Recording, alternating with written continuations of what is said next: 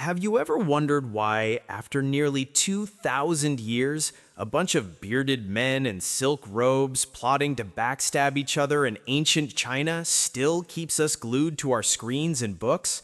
It is not just about the clashing of swords or the dramatic galloping of horses. It is about the ultimate chess game of human nature, where the stakes are not just a kingdom, but the very soul of ambition itself.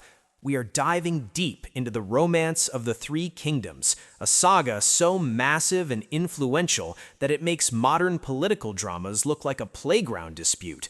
By the time we are done, you will understand why Cao Cao is the ultimate anti-hero you love to hate, why Liu Bei's tears were his most powerful weapon, and how Zhuge Liang basically invented the big brain energy long before the internet made it a meme. This is a world where loyalty is a currency more valuable than gold, yet betrayal is the only way to survive the night. It is a fundamental law of the universe that when an empire remains united for too long, it must divide, and when it has been divided for too long, it must unite. Think of it like a giant rubber band that has been stretched to its absolute limit by corruption and incompetence, only to snap back with a violence that reshaped an entire civilization. The story begins not with a king, but with a mess. Imagine a government so bloated and corrupt that the people in charge are more interested in their own silk curtains than the starving peasants outside their gates. This was the Han Dynasty in its twilight years, a period where the 10 eunuchs held the emperor like a puppet on a string. When the Yellow Turban Rebellion broke out, it wasn't just a protest, it was a desperate scream from a populace that had nothing left to lose. This chaos acted as a giant magnet, drawing out the most ambitious, the most heroic, and the most villainous characters history has ever seen. It is here we meet our central trio in a peach garden, swearing an oath to die on the same day even if they were not born on the same day. Liu Bei, the man who claimed royal blood but sold straw sandals; Guan Yu, the warrior with a face as red as a date and a beard that could win awards; and Zhang Fei, the loud-mouthed powerhouse who could scare an army just by shouting. Their bond represents the idealized version of brotherhood, an anchor in a sea of treachery that would soon drown the entire country.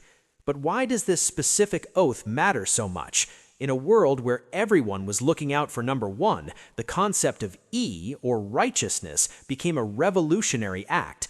Liu Bei did not have a massive army or a fortress at the start. He had a brand. He was the virtuous leader, and in the world of SEO-optimized reputation management of the 2nd century, virtue was his strongest keyword. While others were seizing land through pure brutality, Liu Bei was winning hearts by playing the long game of moral superiority. However, virtue alone does not win wars, and that's where the cold, hard reality of power comes in. Enter Cao Cao, the man who famously said he would rather betray the world than let the world betray him. If Liu Bei is the good guy on the surface, Cao Cao is the ultimate realist. He saw the world for what it was, a chaotic mess that needed a strong, perhaps even ruthless hand to steady it. He was a poet, a strategist, and a man who understood that if you want to make an omelet, you're gonna have to crack a few thousand skulls. The brilliance of this era lies in the constant friction between these ideologies.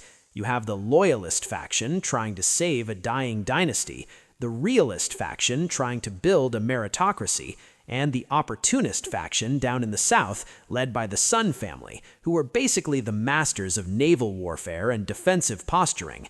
The sheer scale of the conflict is hard to wrap your head around unless you look at the numbers. We are talking about battles involving hundreds of thousands of soldiers, where a single clever trick, like pretending to have no soldiers in a city while playing a lute on the wall, could turn the tide of history. This is not just history, it's a masterclass in psychology. Every character is a personification of a human trait. Guan Yu is honor, Zhang Fei is bravery, Zhuge Liang is wisdom, and Zhou Yu is the burning envy of being the second-best genius in the room. Take the Battle of Red Cliffs, for example. This wasn't just a fight, it was a symphony of deception. You had fire ships, fake defections, and a weather forecast that changed the fate of China. Cao Cao, with his massive northern army, thought he had already won. He chained his ships together because his soldiers were getting seasick, thinking it was a brilliant engineering solution. But in doing so, he created a giant tinderbox. The southern allies knew that all they needed was a southeast wind and a bit of fire. The image of the Yangtze River turning red with the reflection of a burning fleet is one of the most cinematic moments in human storytelling. It proves a point that remains true today. No matter how big your startup or your army is, a lack of local knowledge and an overinflated ego will lead to your downfall.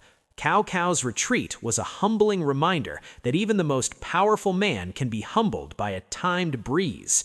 One of the biggest mistakes people make when looking at this period is thinking it was just about who had the biggest sword.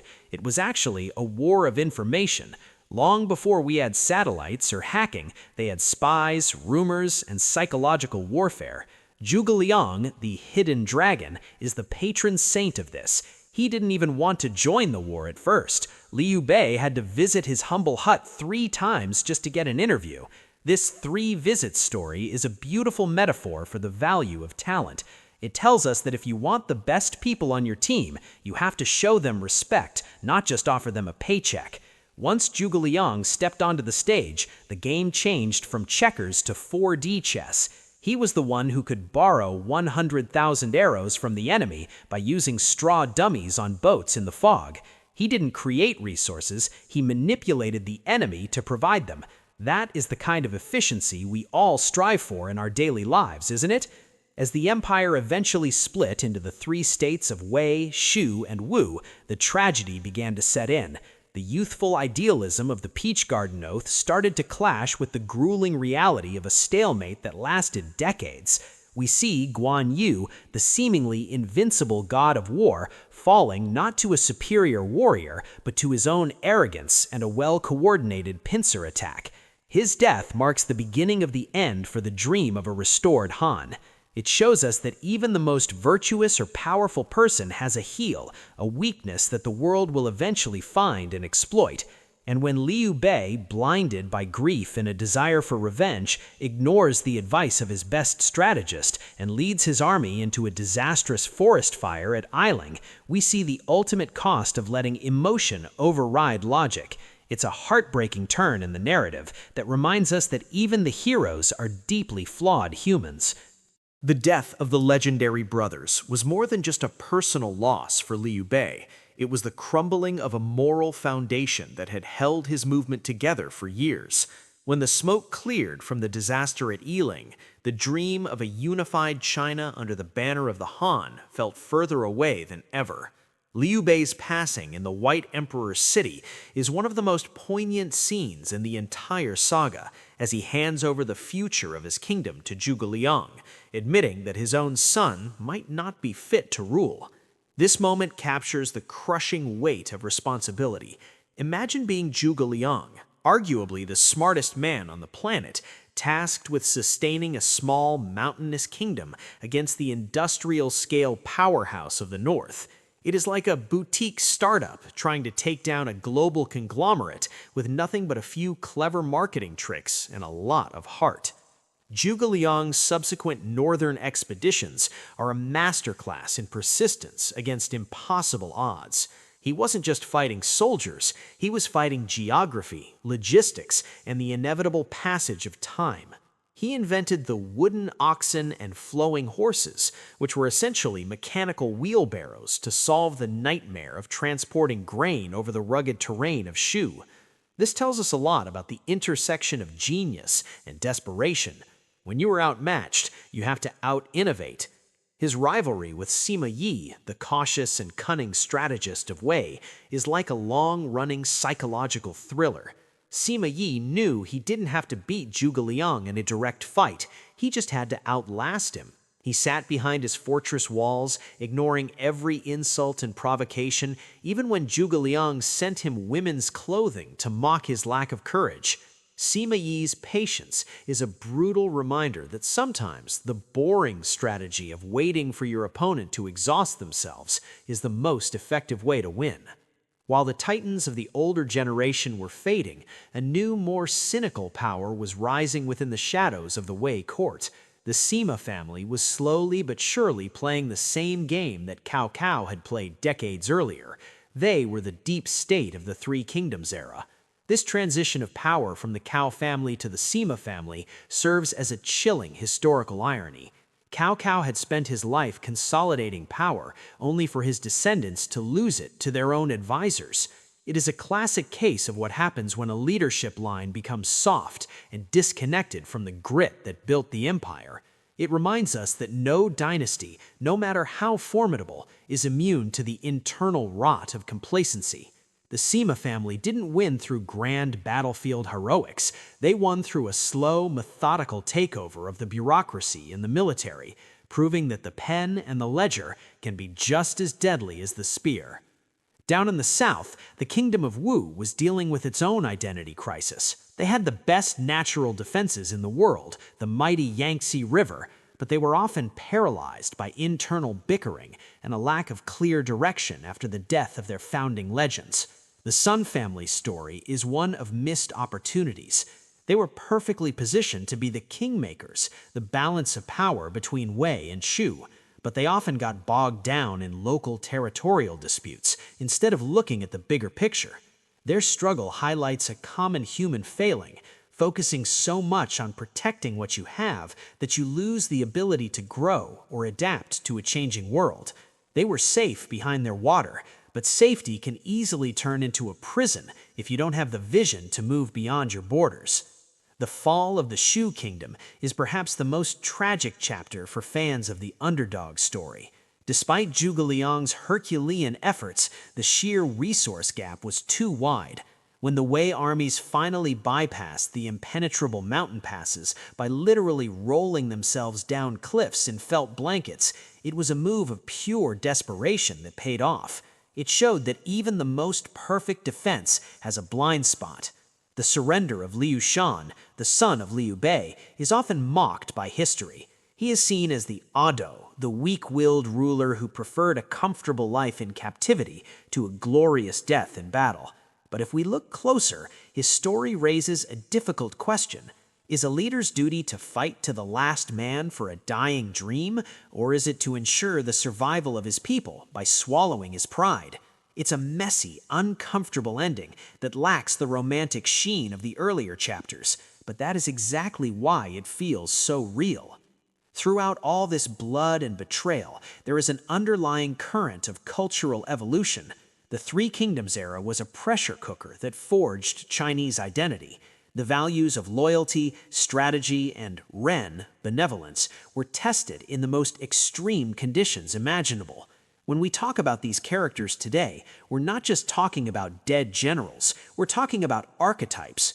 Guan Yu was eventually deified as a god of war and wealth, not because he won every battle, he didn't, but because he never broke his word. In a world that is constantly shifting and changing, people crave that kind of unwavering reliability. The romance of the Three Kingdoms teaches us that your legacy isn't built on your successes, but on the integrity you maintain while you are failing. The sheer volume of side stories and minor characters in this saga is what gives it its incredible depth. You have Zhang Liao, whose name alone could stop children from crying in the middle of the night. You have Zhao Yun, the white-clad knight who charged into a million-man army just to save a baby. These aren't just cool stories, they are the building blocks of a shared cultural DNA. Every time a modern gamer picks up a controller to play a Three Kingdoms game, or a business executive reads The Art of War to understand market competition, they are tapping into the same ancient energy. The history of the Three Kingdoms is a mirror that reflects our own ambitions, our own fears, and our desperate desire to leave a mark on a world that is destined to change. As the dust began to settle on the ruins of the Shu Kingdom, the grand narrative shifted toward the inevitable endgame. It's a strange, almost haunting realization that all the fire and fury of the previous decades was leading to a conclusion that nobody in that peach garden could have ever predicted. The Sima family, specifically Sima Zhao and later Sima Yan, were no longer just the power behind the throne, they were the architects of a new world order. They watched as the kingdom of Wei, once the unstoppable juggernaut of the north, became a hollow shell of its former self.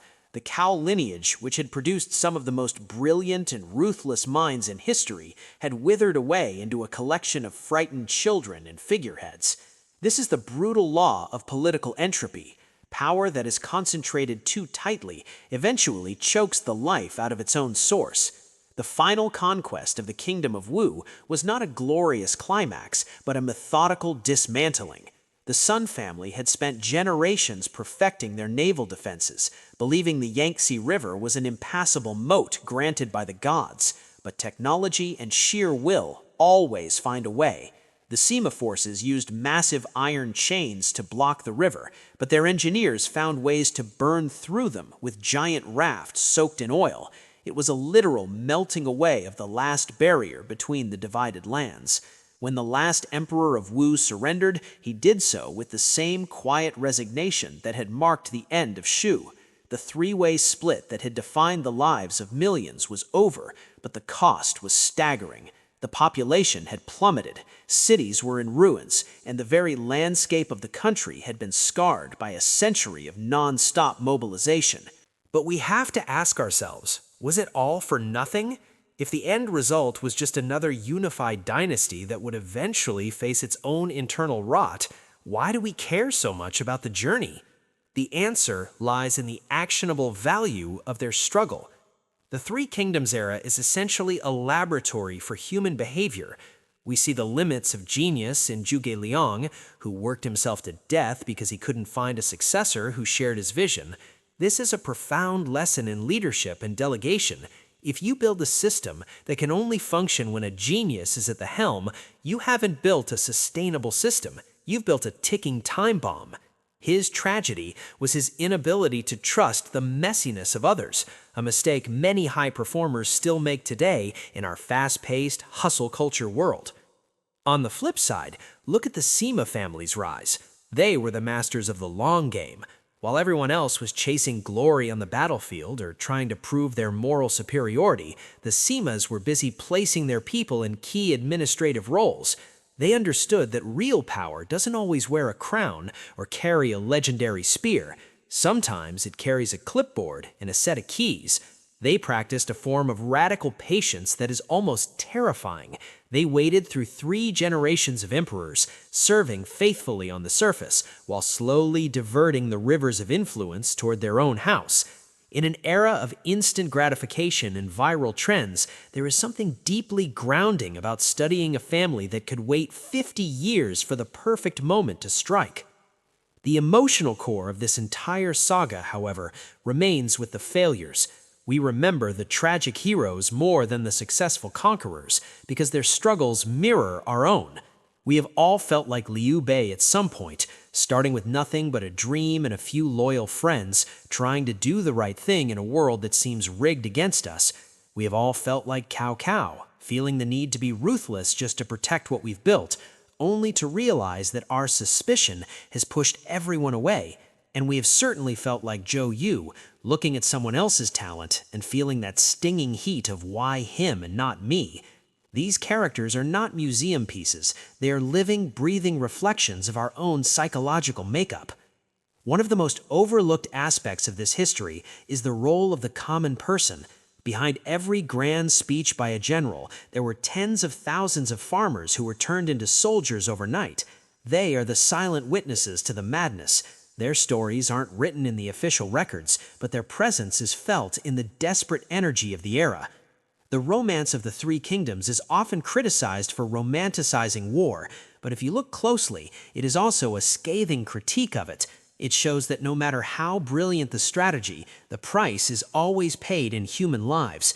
It reminds us that winning a war is often just a matter of being the last person standing in a graveyard. As we move toward the final unification under the Jin Dynasty, there is a sense of weary peace. The world had changed. The old aristocratic codes of the Han were gone, replaced by a more cynical, meritocratic, and often more brutal way of governing. But even as the political structures changed, the stories stayed. They were told in marketplaces, performed in operas, and eventually written down into the masterpiece we know today. This is the true SEO of history, the stories that are so compelling, so packed with universal truths that they never stop being searched by the human heart.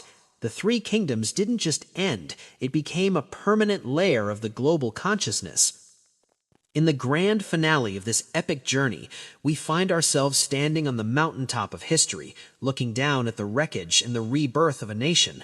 The unification under the Jin Dynasty was not a fairy tale ending where everyone lived happily ever after. It was more like a collective sigh of exhaustion. The three-way dance had finally tripped over its own feet, leaving a single dancer on the stage. But here's the kicker. The peace didn't even last that long. It proves that the great law we talked about at the very beginning, that things must divide and then unite, is not a destination, but a cycle. It is a wheel that keeps turning, crushing the arrogant and lifting the humble, only to flip them again in the next revolution. This constant movement is the pulse of our own lives, where every success contains the seeds of a future challenge, and every failure provides the soil for a new beginning. When we look back at the legendary empty city ruse, or the borrowing of the east wind, we have to realize these are more than just cool scenes in a book. They are metaphors for the power of the mind over brute force. In our modern world, where we're bombarded by big data and heavy competition, the lesson of the Three Kingdoms is that your greatest resource is not what you have in your bank account, but how you perceive the situation. Zhuge Liang didn't have more soldiers. He had a better understanding of his enemy's fear. Cao Cao didn't have a better claim to the throne. He had a better grasp of the administrative machinery. The actionable value here is clear. Stop looking at your limitations as walls and start looking at them as the boundaries of a puzzle you were meant to solve. If a guy can defend a city with a lute and a smile, you can probably handle your Monday morning emails. The most beautiful and heartbreaking part of this entire saga is the concept of hui, or the inevitable fading of glory. There is a famous poem that opens the novel talking about how the Yangtze River flows east, washing away all the heroes, and how success or failure turns into nothing in the blink of an eye.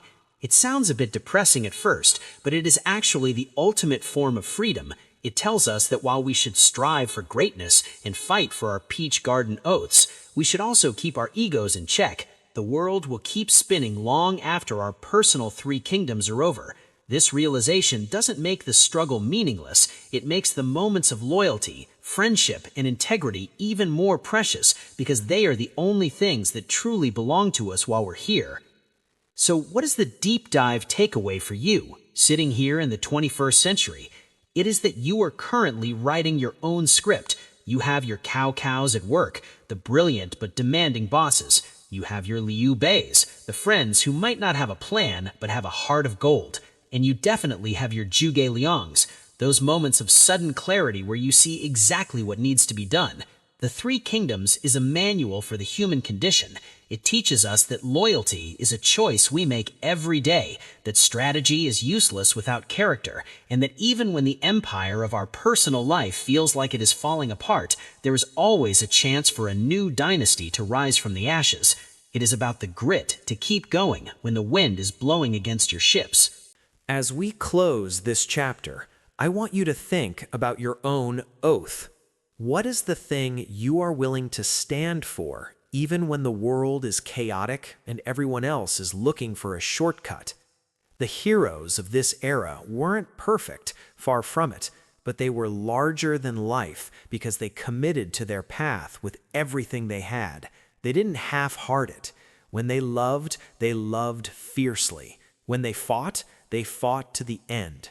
And when they lost with a dignity that turned their defeat into a legend. That is the true mastery of life, not just winning the game, but playing it so well that the world remembers your name long after the scoreboard has been cleared. This journey through the romance of the Three Kingdoms shows us that history is not a collection of dusty dates, but a living, breathing map of the human heart. From the fires of Red Cliffs to the quiet halls of the Jin court, the message remains the same. Power is fleeting, but the stories of how we treat each other in the face of that power are eternal. You don't need a red face or a legendary sword to be a hero in your own story. You just need the wisdom to know when to speak, the courage to know when to act, and the heart to know who to stay loyal to when the world starts to divide. Now that we have reached the end of this 1,000-year-old roller coaster, it is time for you to take these lessons out into your own kingdom. Whether you are building a business, navigating a relationship, or just trying to stay sane in a world of yellow turban level chaos, remember that you have the DNA of these legends within you. Be as clever as Zhuge Liang, as resilient as Sima Yi, and as loyal as Guan Yu. The empire might fall, but the spirit of the Peach Garden lives on as long as we choose to honor it.